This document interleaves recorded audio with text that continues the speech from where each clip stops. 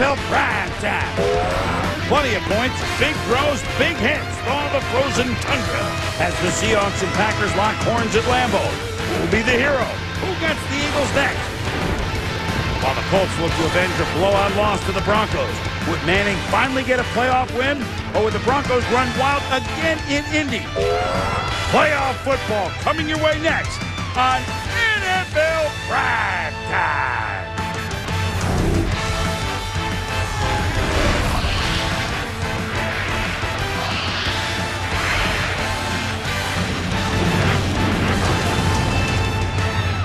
NFL Primetime is presented by Miller Lite. Primetime is Miller time. And now, here's your host, Chris Berman. Well, hi there again, everybody, and welcome to NFL Primetime Wild Card Sunday. Chris Berman, Tom Jackson, playoff football. It's great. Playoff football. Well, day one, Tommy, on Saturday, we had one decided at the gun and a blowout. It kind of felt one at the gun and a blowout, but... Well, today we knew we were going to have some scoring. We knew what the quarterbacks were going to do. We just didn't know what that form that scoring was going to come in. Tell you what, though, that first game, Seattle and Green Bay, this was playoff football at a place that you expect playoff football, shall we say it? On the frozen tundra of Lambeau Field. And here we go. Seahawks, Packers, and two old friends. Coach Mike Holmgren playing right in the shadow of Holmgren way. Now with the Seahawks against Brett Favre and the Green Bay Packers. They combined for glory years in the 90s. Matt Hasselbeck one time back up to Favre. Drops the ball. Nick Barnett takes it the other way. It's going to be a touchdown lead in a 3-3 game for the Packers, but it was clear as Mike Holmgren saw it. It wasn't the greatest looking pass, but it was an incompletion. Yeah, you look at the review of the call right there. No way you could make the mistake a second time. Arm clearly coming forward. Incomplete pass. You retain possession. So the next play, Corin Robinson dropped what looked like it would have been a touchdown, and there were the dropsies all day for Seattle, and so they settle for a field goal, but Seattle leads 6-3, wind chill single digits, but Favre to Bubba Franks, 24 yards, 10-6, pack. Favre is good on the tackle, too, isn't he? He's excited. He's the best. Meanwhile, Hasselbeck trying to imitate, well, you can't imitate Brett Favre if you guys don't catch. Sean Alexander, Corin Robinson, what, they have 8 or 9 drops, Tom? It was almost 10 drops today. 13-6 pack at the half, but Seattle comes right down the field as they did the first drive of the game, and they get a big break. Steve Hutchinson, a guy that should have been a Pro Bowl guard, gets the ball on the tip on 3rd and goal, and he gets to the 1, and so that allows on a 4th down gamble. Sean Alexander, touchdown, first drive, 3rd quarter, tied at 13. Hasselbeck says to Hutchinson, hey, you know what, you're my new best receiver, you have good hands. Hasselbeck, looking like Brett Favre. It looks exactly like Brett Favre, going down on one knee, coming up, perfect pass. Start to feel like you're a gunslinger. 28 yards on the play. 3rd and goal from the 1, same drive, and this time, behind Hutchinson maybe. And it's a touchdown, Sean Alexander. The Mike Holmgren Seahawks lead at his old stomping grounds, Lambeau, 20-13. On 3rd and short, Najee Davenport squeezes through for a first down.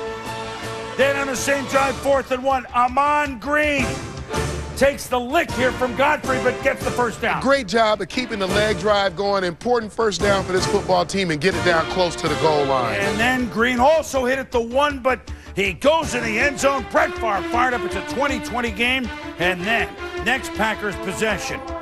And you see under 8 minutes to go. How far was it for Mike Sherman?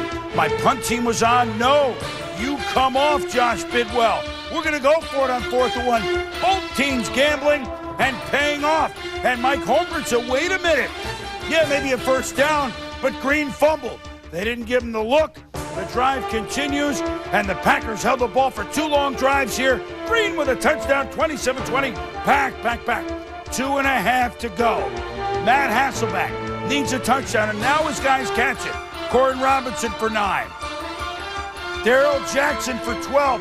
Mike Holmgren calls his 3 wide receivers the 3 Stooges. This time, Mose, Larry, and Curly. Bobby Ingram with a superior catch. All come through. Earlier in the game, at times they look like Shemp, but Hasselbeck goes to his tight end. Tula Mealy, and he is tackled by Nick Barnett. Pass interference, Tom. Yeah, pass interference at the back of the end zone, sets him up first down on the goal line. And Alexander, touchdown. his third second-half TD, and the third second-half TD of the Seahawks. We're tied at 27 with 51 seconds to go. Brett Favre not reading the paper, trust me. After the kickoff, Favre, screen, Hamon Green, nice tackle, keeping it to a 6-yard gain. Favre, Robert Ferguson to the 42, 29 to go.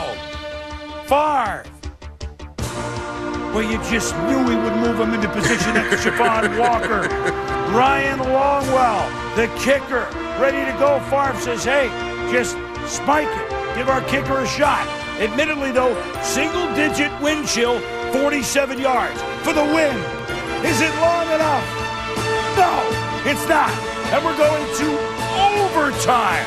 And then time for the coin toss. The visitors, Seattle, make the call. Quarterback Hasselbeck. We want the ball, we're going to score. We want the ball, and we're going to score. Said he knew all the guys out there. Being a former Pack, he was just kidding around. Meanwhile, Favre press tape job. First possession, Seattle 39. Alex Bannister trying to get the first down.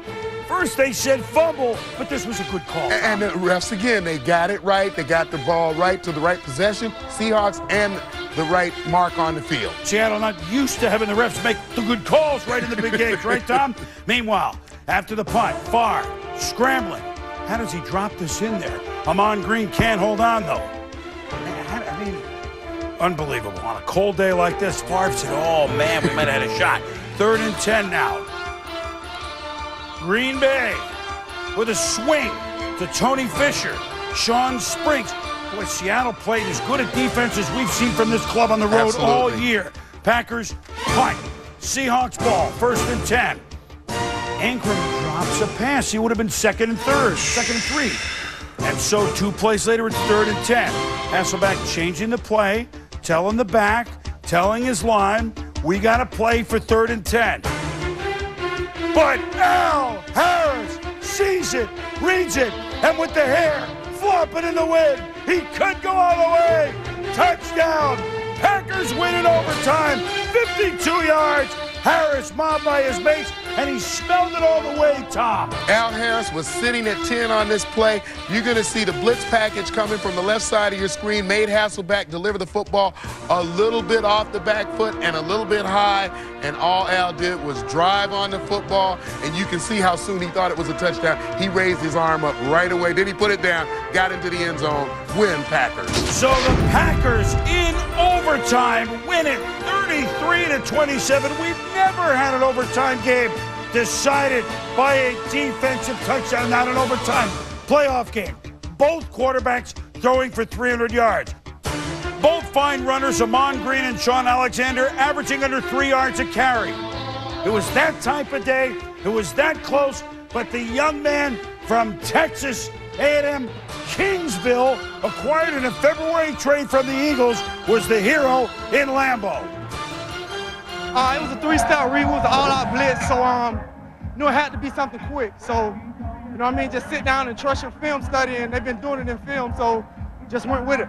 What hurts about it is, you know, I had the ball in my hand. I could have, you know, done something different, and we don't lose the game. You know, I could have thrown the ball away. I could have seen him. I don't know. But it's tough. It hurts right now. You know, it hurts. I will be honest with you. I'm dying inside. It hurts bad. And how could it not? Both teams played outstanding. This was playoff football. But a little history. Al Harris's touchdown. We've had 18 overtime playoff games. Only 5 of them are decided by TDs. Alan Amici in the greatest game ever played in 58.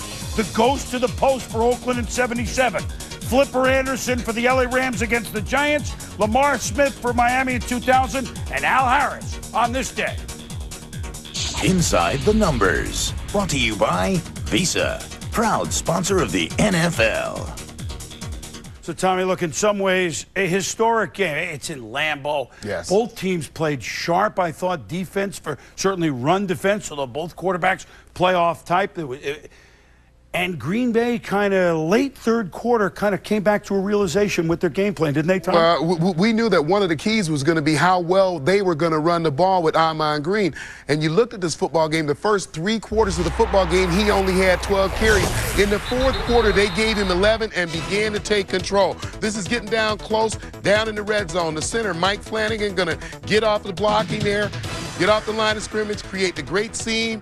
Ahman Green, great vision, able to cut it, get to the hole on time, pick up 9 yards. Second play, again, Flanagan going to get a nice push up the football field, does a great job of following the fullback in.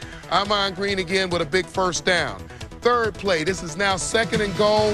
Watch the kick out block by the fullback, Lucci, and that is called following that block right into the end zone. Great job on the safety, Reggie Tongue. We're going to take another view of it. You can see he had another cutback lane he could have gone to right there up the middle of the field, decided to follow the fullback right outside.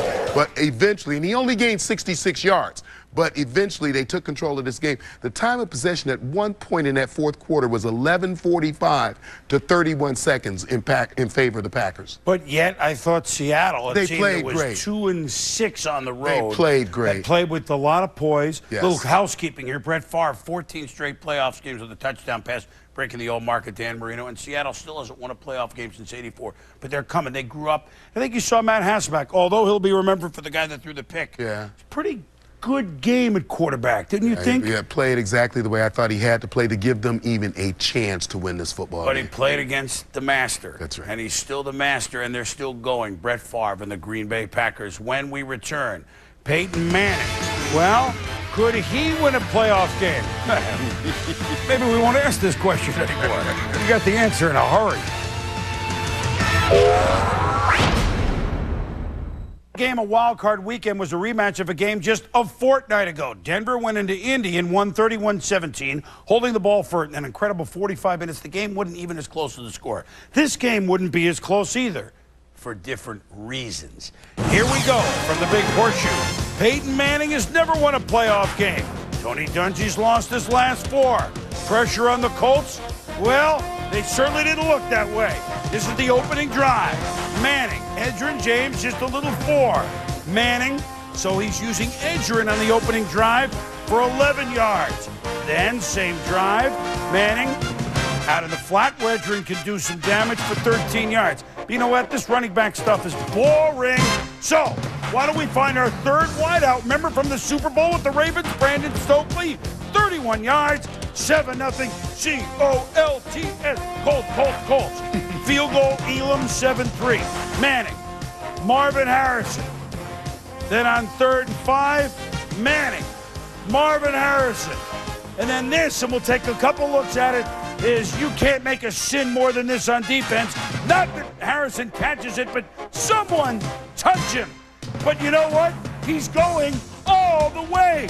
Touchdown, 14-3 Colts. How can it happen? Boom, you take a look. This is lack of focus. He's going to catch the ball right between the hashes. 7 Broncos standing around Marvin Harrison. The awareness to get up, knows that he hasn't been touched, and literally 6 of them don't know it until he's about 10 yards away from the end zone. So 7 ex-Broncos watch Harrison go in for the touchdown. So, Peyton Manning, look at him. Hey, nice. Hey, how's it going? Let's huddle up. Finger pointing while that was going on. Unbelievable for Mike Shanahan. Now, early second quarter, Manning, tight end Marcus Pollard, open by 5 yards, 25 yards. Manning, James, that's only a yard. He's terrible. Well, maybe not. 3rd and 2, Manning, Stokley. And, of course, he had time, Tom. Yeah, time to throw the football, and Stokley was going to be the matchup that they wanted, obviously. The 3rd wide receiver on your 3rd guy. Manning to Marvin Harrison. That's pretty. That's a touchdown. And it's 21-3, and the route is on. Just watch him circled right here. He's going to attack the inside of the football field. He pins the safety inside the numbers, busted outside, and as he and Peyton Manning have done so often, the ball is delivered right on time. Marvin able to catch the football and run right through the end zone untouched. And so they're talking about it on the sidelines, but on their own 13. It's Brandon Stokley. Zip! He could go all the way 87 yards. And on a team that had Johnny Unitas, they've never had a longer touchdown in postseason. 28-3. Manning, Harrison, this is still the second quarter time. It's a good month for most quarterbacks, isn't it? Then Manning, Harrison, what playoff jinx? 16 yards. Manning, James, inside the red zone. Then Peyton, hats off to Peyton Manning, to Reggie Wayne, 6 yards. Because the half ended, mercifully, they only could kick a field goal, 31-3, 327 yards, 4 touchdowns in the first half. Third quarter, we want more. Brandon Stokley, 13 yards, sets up first and goal, which is now third and goal. Peyton Manning to Reggie's stately Wayne Manor, out of the Batcave. Man, it was done. 38-3, 5 touchdowns for Peyton Manning, and they go on to roll the Denver Broncos. They were rolled 2 weeks ago. It's 41-10 on this day. Third time this year that Peyton has had 5 touchdown passes in one game. And guess what? I think we can stop talking about the playoff problem, as Jaws discussed with the quarterback. Peyton, finally a playoff win. How good does it feel? It does feel good, Ron. It certainly does, because there's been a little monkey there, and especially around this time, it's all people want to talk about. And I've never hidden from it. It's been a very big fact. Since I've been here, we've been 0-3 in the playoffs. In the first half, you were phenomenal. 5 possessions, 4 touchdowns, and a field goal. Did you want to come out and start fast? I thought one of the big plays was before the half, hitting Stokley on the bomb, because you're backed up. You know, you're trying to play field position a little bit. All of a sudden, you hit that bomb on them. And so from that point, we really were kind of in an attack mode, and we were able to keep it going. You want to send it back to Boomer and let us know that us quarterbacks are hanging out together? Boomer, from Indianapolis, send it back to you. We'll see you next week in Kansas City. Kansas City. Oh, and he can sing too. Wow. And you know who said that was Wilbert Harrison, probably related to Marvin Harrison. I don't know. So Peyton's first 3 playoff games, they're over, because this team has the look of a very, we said it this morning, the Schwam said it, a very live team. You can see the difference in first 3 playoff games, and now, well, maybe the Colts can have 4 playoff games, but one at a time. And boy, was Peyton Manning on a time. You were there this week and visited the Colts. You have to be so proud of Peyton Manning and Tony Dungy as well. They had so much pressure on them, you know. That was all anybody wanted to talk about. They had won their division. They were 12-4. That was kind of going unnoticed because you had to go out and do this. It's the manner in which they did it. They basically destroyed and dismantled the Denver Broncos in front of their home fans. This has to be so rewarding for them. Well, and it was. And look, Peyton Manning played a certain way, but let's put the Colts into perspective, right? Yes. Going into this season, well, you can't beat Tennessee. Well, they beat him very early in the season in September in Indy. Well, you can't win a big game from behind on the road. The Monday night game, which everybody saw late in the night at Tampa Bay. Well, you can't win at Miami. Well, they won at Miami in a tight game. Well, you can't beat Tennessee in Tennessee where Peyton was a college. Well, they did that. Well, now you can't win a playoff. Well, now they did. What I'm trying to say is, don't you have the feel this is a team, not on any mission, but they're good enough to one at a time throw the stuff out of the closet. Throw them all out in one year. Right. And when you look at your co-MVP, Peyton Manning, this year, along with Steve McNair, this is the 3rd time this year that he's thrown 5 touchdowns in a game. 3rd time this year. We take a look at the extra point for tonight. It's all about Peyton Manning. You're going to get the pressure off the end. Peyton Manning's going to look at that pressure coming. This is a zone blitz scheme. Going to drop out number 90, Darius Holland. And right there, he sees the mismatch with Edgerrin James. You're trying to cover him with a defensive end. It's not going to happen. The second down here. Again, the Broncos with the safeties. Looks like double zone. The safety from the right going to come in on a blitz package. You're filling on deep third with one guy. Again, dropping somebody out. Trying to cover with a lineman, a defensive end. In this occasion, Marcus Pollard, the tight end, the guy he's going to go to. The keys here, he's finding all of the matchups. This is Stokley on the 87-yard catch versus cover 2. You're chasing down the middle of the field. That's Al Wilson, the linebacker.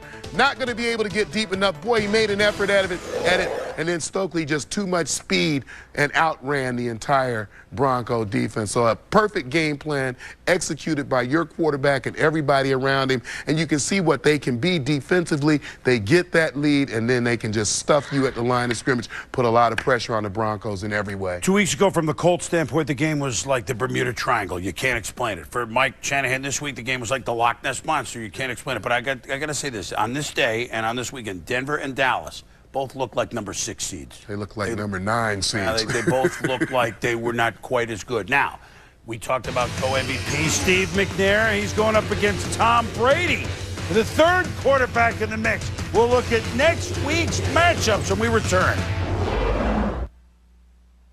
Oh, whoa, whoa. What? You don't eat mixed nuts at a bar. Only 1 out of every 6 people wash it. To NFL Primetime, presented by Miller Lite. And now let's tee up the divisional game, shall we, Tom? Let's start in the AFC, where 2 years later, it's the same start time for the Tuck Rule game in 2003. Tennessee at New England. They met in Week 5, 38-30 New England, their first of 12 straight wins. Indy at Kansas City is the Sunday AFC game. Chiefs undefeated at home, as with the Patriots. But, Tom, in the second game, the two teams combined for 900 points. What do you think could happen? Well, we expect some scoring in that game. We have 2 of the finer offenses that have played in the league this year. And then you look at the other game, when you look at Tennessee and New England, I think we have 2 of the finer defenses. It doesn't mean that they can't score points, but it means that points are going to be at a premium. 2 things to think about for New England, all right? Geez, can you win 15 in a row to end the season? Well, you can't do that unless you win the first 12. Right. They've done right, that. Right. Second, McNair. Steve McNair. And Eddie Is George. he healthy? Boy, they manned up. That's right. Are they healthy? That's right. Are they going to be healthy? We know that the other team is going to be healthy, and they're obviously we're going to see a lot of points. All right, NFC, I think in both games, Tom, Carolina at St. Louis, they were undefeated at home this year. Green Bay at Philadelphia, both games, we're not sure how the tempo goes. Obviously, if Carolina falls behind, that's not to their liking, but they stay in the game. But the Jake Delhomme intrigues me, but of course, St. Louis still is a point machine. Yeah. And Brett Favre against Philly, that was that great Monday night game, which McNabb won at the very end. Carolina didn't have an off week, but they won that game so easily against Dallas. I think that they came out of it fairly healthy. I think that's going to be an interesting game. They cannot fall behind. We've talked about that. And I want to see if Brett Favre can remain on this mission. It's been fun to watch and to see how that team will rally around him. And Philly without Westbrook. That's a big injury for Philadelphia, but they're not the top seed for nothing. We'll be back. Happy New Year. Okay. You know what? If the next week are like Green Bay, Seattle games, that's what we want. Bring them on. For Tom Jackson, I'm Chris Berman. Thanks for watching NFL Primetime.